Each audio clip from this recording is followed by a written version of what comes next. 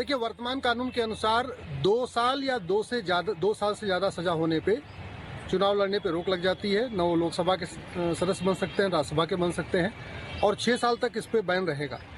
तो criminal defamation में उनको जो सजा हुई है, इसमें संभावना है कि उनको 2 साल की सजा होगी। 2 साल की सजा का मतलब ये है कि आने वाले टाइम में वो 2024 का लोकसभा चुनाव नहीं लड़ पाएंगे और न तो वो राज्यसभा जा पाएंगे। 2 साल की सजा होगी, उसके बाद फिर उनका 6 साल तक और बैन रहेगा।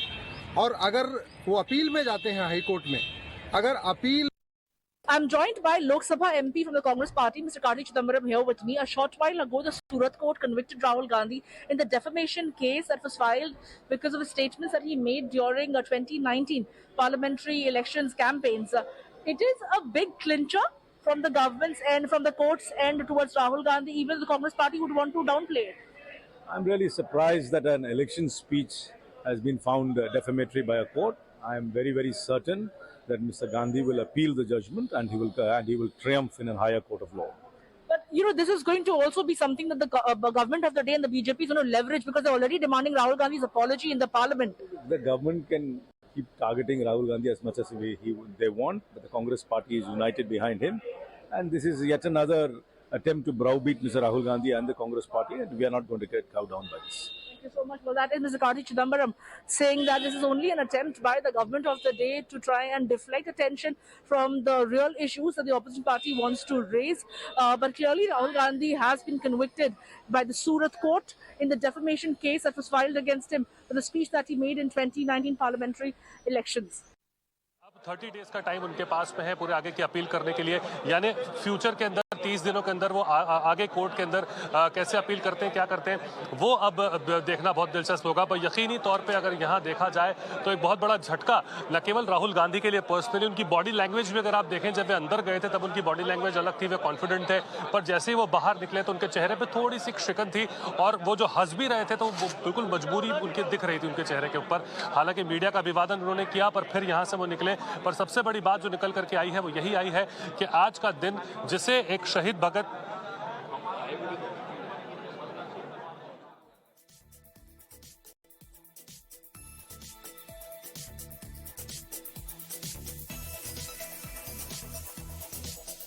कांग्रेस के वरिष्ठ नेता दिग्विजय सिंह हमारे साथ है बात करने के लिए। दिग्विजय जी, राहुल गांधी को सूरत कोर्ट ने दोषी करार दे दिया है, बेल तो मिल गया, लेकिन इसको लेकर सवाल खड़े हो रहे हैं, क्या कहेंगे इस पर?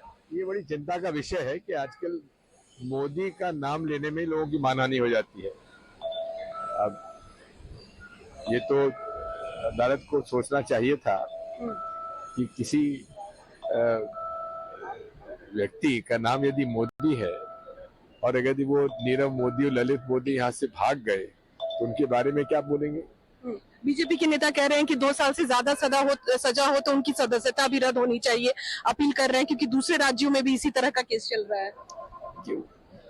नरेंद्र मोदी जी, भाजपा और आरएसएस, ये राहुल गांधी जी ने जिस प्रकार इस देश की व्यवस्था, बढ़ती महंगाई, बढ़ती बेरोजगारी, भ्रष्टाचार, क्रोनी कैपिटलिज्म, इस पर जो उन्होंने प्रहार किया है, तो वो किसी भी तरह राहुल गांधी जी को बर्दाश्त नहीं करते। के मामले में हालांकि जमानत भी मिल गई है, क्या आप इस पर कहना चाहेंगे? देखो, इसके ऊपर सविस्तार से हमारे लोग प्रेस कॉन्फ्रेंस करने वाले हैं। उसमें हमारे जो मीडिया के चेयरमैन हैं या हमारे जो सेक्रेटरी इंचार्ज है वो सविस्तर से आपको बताएंगे। आपकी क्या? और नहीं, मेरा रिएक्शन तो वही पार्टी का रिएक्शन होगा, और हम यही चाहते हैं कि इसका हमको अंदाज़ा लग रहा था कि ये लोग जब बार बार बुलाना ये करना कर रहे थे तो उन्होंने तो उनको शिक्षा दी है, लेकिन हम बेल भी मिला है। आगे की रणनीति क्या होना चाहिए हम देखेंगे। So 2 years of conviction, any possibility of disqualification in this, sir? Let us see. We are now on there. We will find out the ways. Sir, BJP हमला बोल रही है, लेकिन राहुल गांधी पर सजा के बाद, राहुल जी को सजा हुई है, उस पर बीजेपी हमला बोल रही है। बीजेपी हर चीज पे हमला बोलती है। कौन सी चीज छोड़ी है?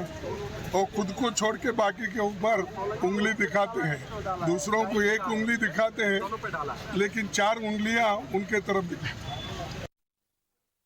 The voice of this country, being an opposition party leader, the whatever the fame he got, whatever the support he got from Bharat Jodo Yatra, it has been not tolerated by the opposition very ruling party leaders. So they are trying to defame him, but Rahul Gandhi will not care for it. You should know that in history, Jawaharlal Nehru was 13 years in jail. We lost Srimati Indira Gandhi for the sake of this country. He lost his father, Rajiv Gandhi, for the sake of this country.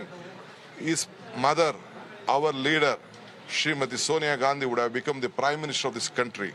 She sacrificed for an economist to save this country, growth of this country. Even Rahul Gandhi would have become the Prime Minister of this country. He refused for the sake of this country and the party. So he will not care whether he is going to jail, whether you are going to put him to jail. Either he or any congressman will not care for this jail. Our party has born on struggle, or born again fighting against it, to protect the social fabric of this country. We will fight against corruption. We will see that this country has been united. They are trying to divide our country. Congress will keep this country united. So why are you marching towards Rajbhavan tomorrow, sir? Tomorrow we are marching towards Raj.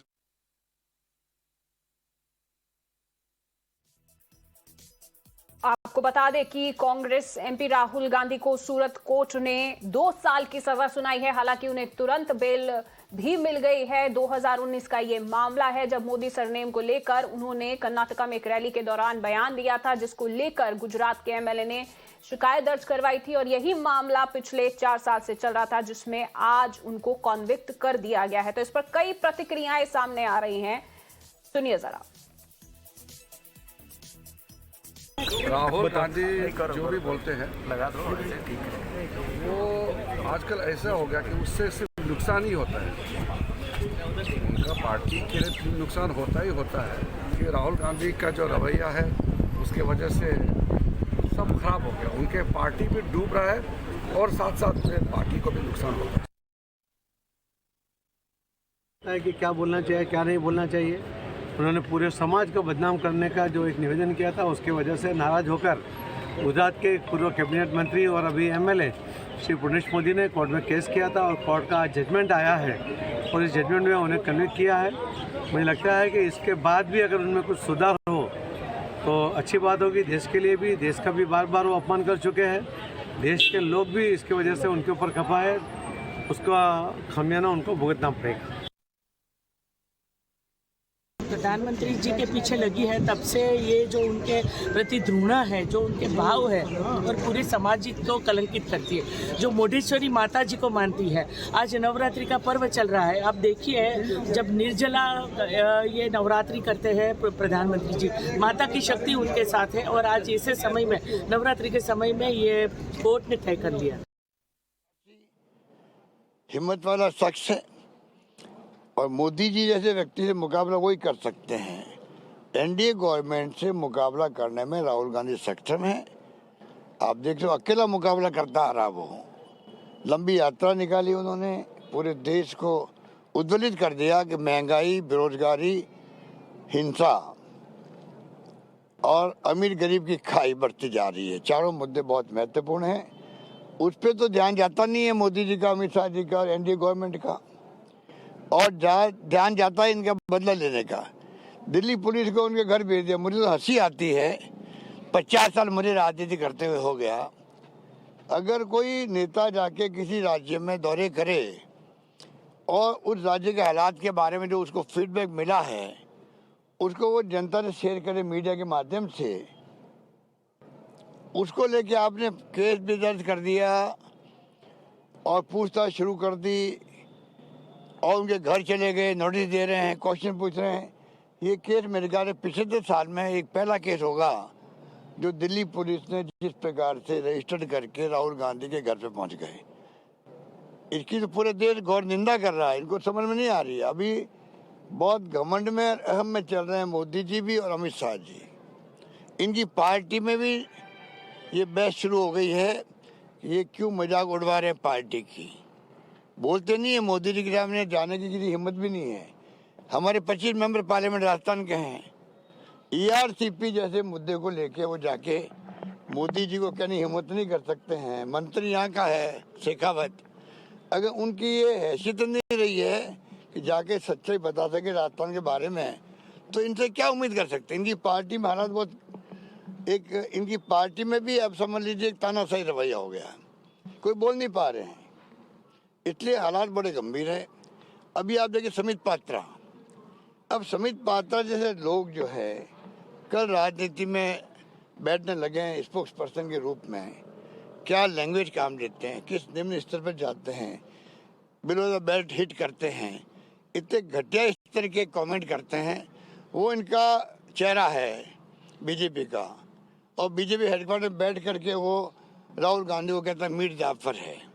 अरे मीर जाफर तो इतिहास गवाह है, मीर जाफर ने जो कारनामे किए थे, ठीक है, इतिहास में दर्ज है, वो कारनामे तो RSS के लोगों ने, वीर सावरकर ने किए थे।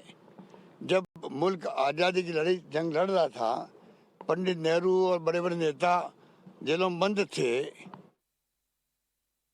मुझे लगता है कि अब राहुल गांधी कोर्ट के कटघरे में हैं, और यहाँ लोकतंत्र के कटघरे में भी राहुल गांधी मौजूद हैं, लेकिन आज तक वो ना यहाँ इस मंदिर में आने का उनको हिम्मत नहीं जुट रहा है आकर के माफी मांगे जनता से।